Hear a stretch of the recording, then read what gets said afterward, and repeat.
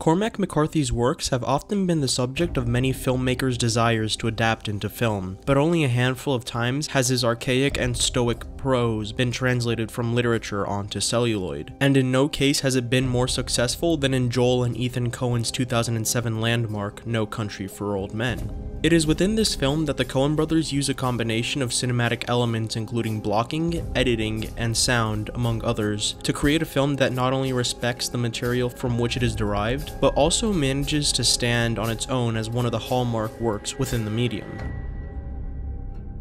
Prior to working on their Academy Award-winning adaptation of No Country, the Coen brothers developed their cinematic skills by essentially pioneering what can be referred to as the American nightmare genre in film, with works such as Fargo, Barton Fink, Miller's Crossing, and most specifically their 1984 debut Blood Simple. The team of brother directors had managed to work their way up through filmmaking prowess, garnering acclaim by both critics and the general public, and upon further inspection, their style, developed by their work on these preceding films, seems perfect for adapting McCarthy's style of writing. No Country for Old Men is the story of a drug deal gone wrong, and the ensuing cat and mouse chase that occurs as a result of the missing money from the standoff, taken by Josh Brolin's brooding Vietnam veteran Llewellyn Moss. Javier Bardem plays his pursuer, the machinist-like murderer Anton Chigurh. All the while, Tommy Lee Jones's Sheriff Ed Bell has been put on the case of stopping Chigurh and bringing Moss back to his wife unharmed. The film's story takes pride in being a more philosophical type of pulp western, with themes of evil and the changing of times, all while still being able to let the story drive itself to being one of the most critically relevant of its time. This essay will be discussing the differences and similarities within the translation of No Country for Old Men from novel to film. While a portion will be dedicated to noting the differences between the plots of the two versions, much of the essay will be focusing on the stylistic choices that the Coens make that distinguish the literary from the cinematic. For the most part, as mentioned, their style is the perfect fit for McCarthy's own. To show this correlation, this study will analyze how the Coens use cinematic techniques to portray the world in which the film takes place, realize the vivid characters who inhabit it, as well as note some of the differences from the novel that were essential in order to have a cohesive and withstanding film.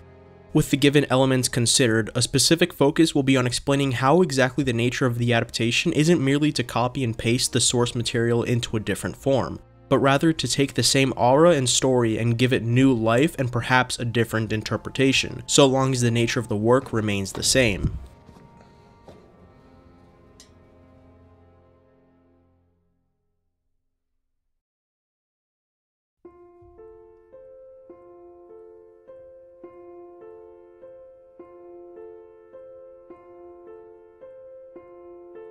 The most critical aspect to understand in adapting McCarthy work is that a filmmaker should not let the prose from the novel itself become the driving element of the film. This flaw is most noted in the 2009 adaptation of McCarthy's Pulitzer Prize-winning novel, The Road, in which a father and his son travel across a post-apocalyptic America to reach the almost mystical coast. The novel tells the story through beautiful and sparse sections of McCarthy's signature didactic prose, and which often feels more philosophical in nature than actual fiction. The film seeks to feature this same style of storytelling, but does so directly by including first-person voiceover from Viggo Mortensen's father character. This is part of the problem as to why The Road isn't as powerful as a film. The voiceover at many times feels artificial, and it is in fact unessential to the story as a whole. It is unnecessary exposition that takes away from the mystery of the apocalyptic world and tells the audience what it has been like to live there, even when the filmmaker could have easily just shown the audience the desolate nature of the environment. Each day is more gray than the one before. It is cold, and growing colder, as the world slowly dies. No animals have survived, and all the crops are long gone. The Coen brothers take a different approach to introducing the world and its characters. Within the first few pages of the screenplay, and subsequently the first few minutes of the film, they take two basic elements from the novel and blend them together to both compress the story as well as to distinguish the film from the source. McCarthy's signature descriptions of the lands in which the story takes place, and Sheriff Ed Bell's meditations on the nature of his work. With this scene, they effectively established the dry and desolate setting of the Texas-Mexico border, as well as the character of the sheriff by cutting together a montage of shots of the landscape, an orange sunrise against the silhouetted plateaus with power lines running from opposite ends of the screen, the rolling plains in the pale early light of day, a lonely metal windmill spinning on top of the arid desert, all playing underneath Tommy Lee Jones's passive voiceover, emblematic of the southern mindset that McCarthy is so excellent at portraying. I was sheriff of this county when I was 25 years old. Hard to believe. My grandfather was a lawman. Father, too. Me and him were sheriffs at the same time, him up in Plano and me out here. I think he's pretty proud of that. I know I was. Some of the old-time sheriffs never even wore a gun. I always liked to hear about the old-timers. Never missed a chance to do so. In the novel, Bell's meditations and the imagery of the landscape are treated as two separate elements. The meditations are provided in italicized preludes to the chapters that tell of the primary story, similar to how McCarthy would tell the story of the three elusive strangers in his 1968 novel Outer Dark. And McCarthy doesn't even get to describing the landscape until a good 8 pages into the novel, where the character of Moss sits out, scouting the land for game to hunt. The antelope were a little under a mile away. The sun was up less than an hour, and the shadow of the ridge and the Datilla and the rocks fell far out across the floodplain below him. Far to the south, the raw mountains of Mexico, the breaks of the river. To the west, the baked terracotta terrain of the running borderlands. In the film, the Coen brothers use these elements to prepare the audience for the ultimate treatise that they, through the proxy of McCarthy, are arguing within the story of both the film and the novel that the times are changing, and with this, the generations from before are uncertain and unable to face the evil that arises from it. I feel overmatched. That evil itself is found throughout McCarthy's bibliography, most famously personified within his 1984 magnum opus Blood Meridian as the indomitable Judge Holden, and within No Country for Old Men, it is presented through a similarly literal embodiment in the character of Anton Chigurh.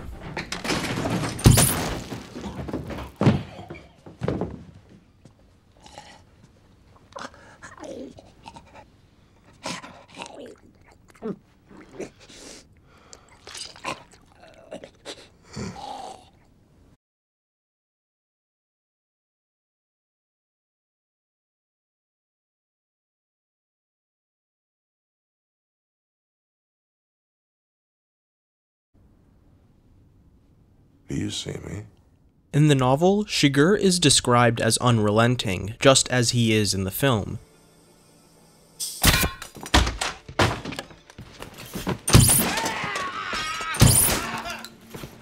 Yet McCarthy uses very little imagery to describe him throughout, save for his blue eyes and medium build. Rather, he lets his actions build up the type of character that Chigurh is. He plays vile games of chance, tossing a coin to determine whether or not to kill a man, and often he simply lets his own resolve take control of his actions, executing those who get in the way of him accomplishing his resolve. In fact, McCarthy introduces Chigurh to the audience through one of these executions, and the Coen brothers follow his lead. Within the text, McCarthy describes Chigurh as strangling the deputy who had just arrested him in a mixture of elongated and single-clause sentences, with pulsating verbiage and polysyndeton to maintain a flow, using them as literary elements to expand the time and let the reader focus on the struggle between the two.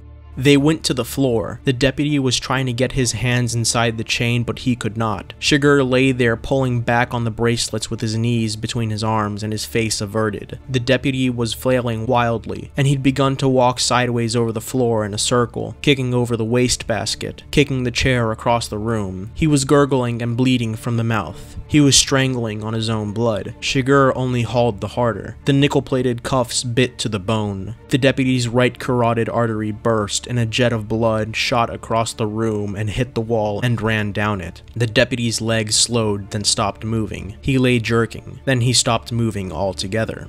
The Coen brothers take these same basic elements and translate them into the scene within the film, mostly through the blocking with the fast-paced editing to supplement it.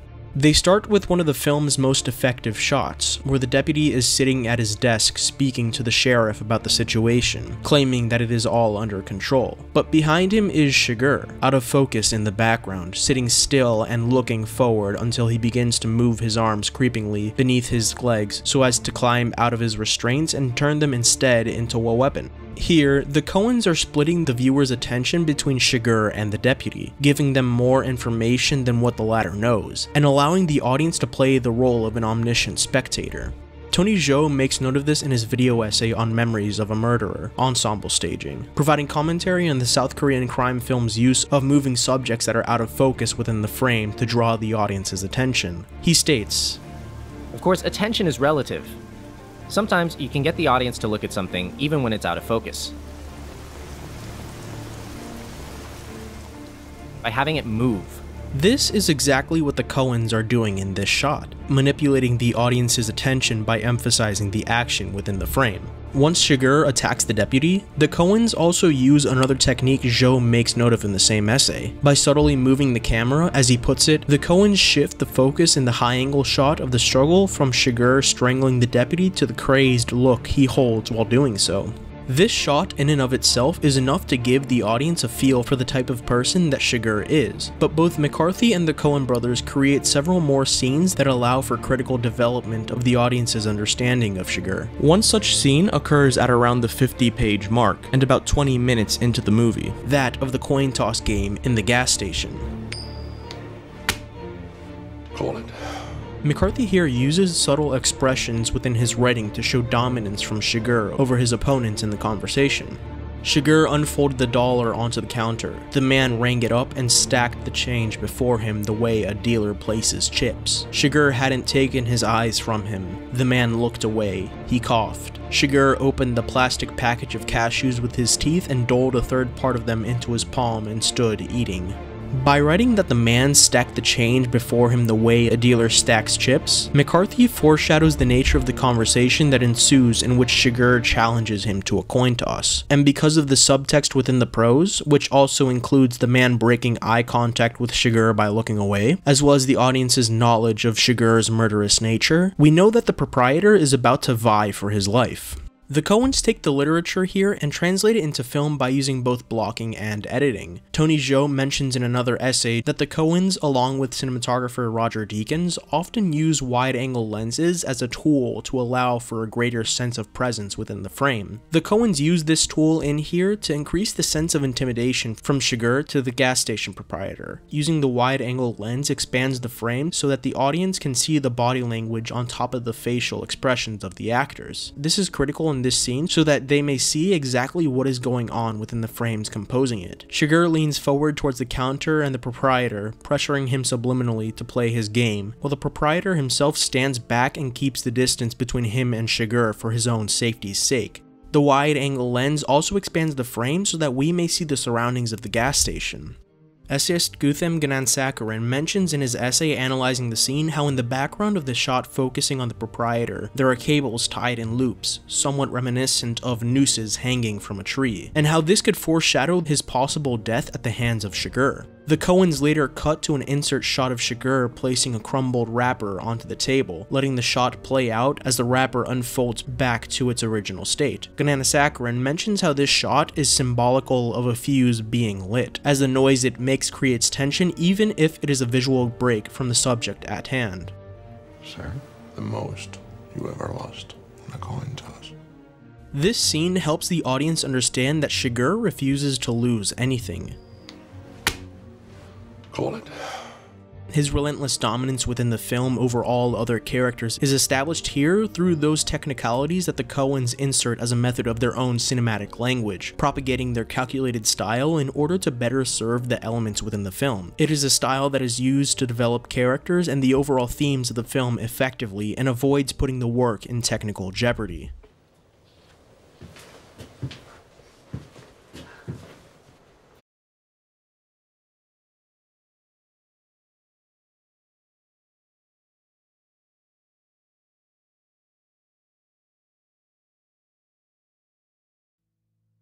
Two notable sequences come to mind when considering the changes made from novel to film. The first one being the death of bounty hunter Carson Wells, another character whose goal it is to retrieve the money stolen by Llewellyn Moss. In the novel, McCarthy focuses on creating sympathy for Wells by describing his thoughts as he is dying, something he rarely does within his literature. He closed his eyes and he turned his head and raised one hand to fend away what could not be fended away. Chigurh shot him in the face. Everything Wells had ever known or thought or loved drained slowly down the wall behind him. His mother's face, his first communion, the women he had known, the faces of men as they died on their knees before him, the body of a child dead in a roadside ravine in another country.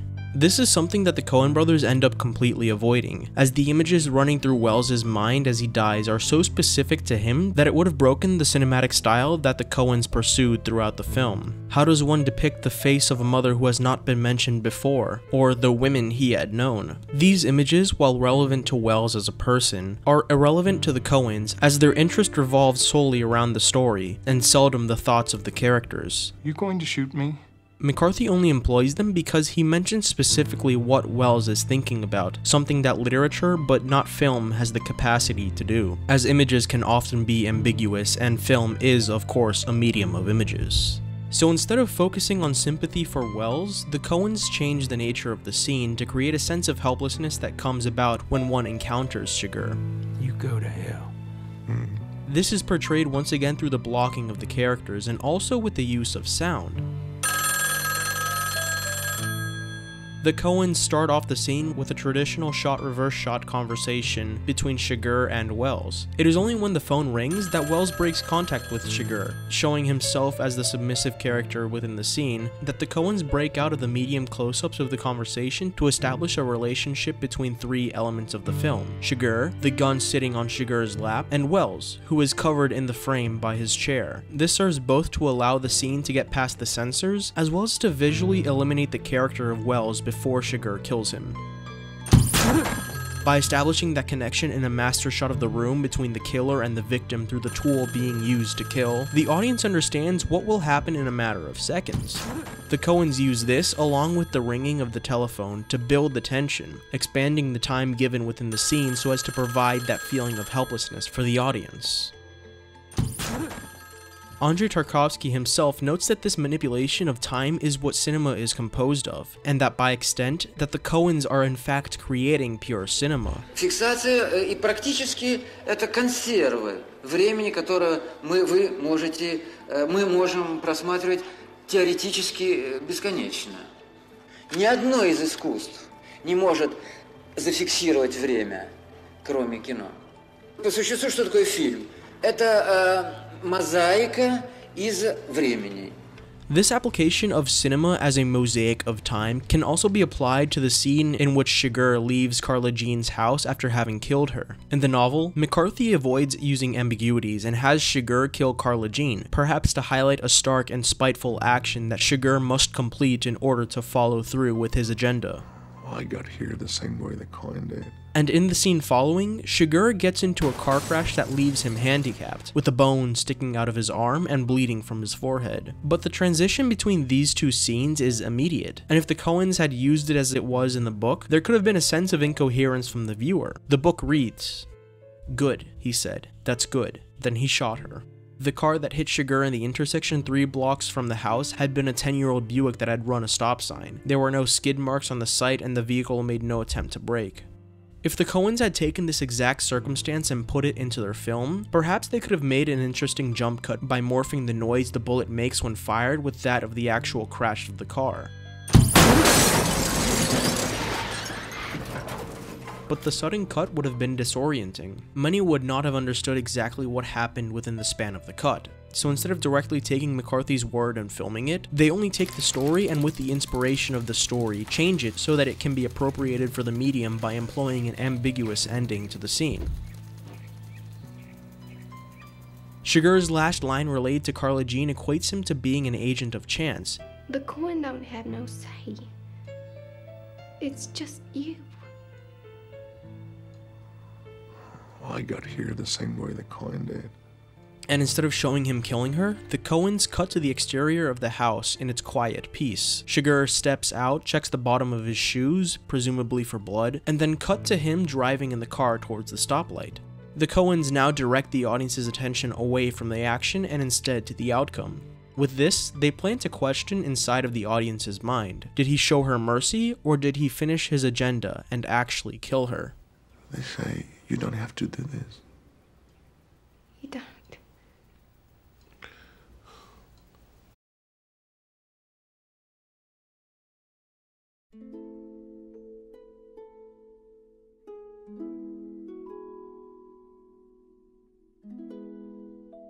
Throughout the runtime of No Country for Old Men, Joel and Ethan Coen display an excellent understanding and respect for the medium of cinema. With this film, they managed to craft a work that, while based on a novel of extreme effect, still manages to have a voice and ideas of its own. To the Coens, McCarthy's words simply serve as an inspiration which should be taken and used to create something unique to both the artist and the audience. So many people misunderstand the nature of adaptation within film. It is not to replicate, but rather to maintain the same spirit of the story while letting the artist speak their own words. More so than many other novel-to-film adaptations, No Country for Old Men is the pure embodiment of this idea. It is a bold heading into new territory for both literature and filmmaking, showing the world that given the strength of the source material, it is with great style and attention to detail that one can make a great adaptation from one art form to the next.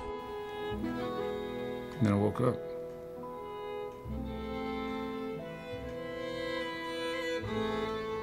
Thanks for watching.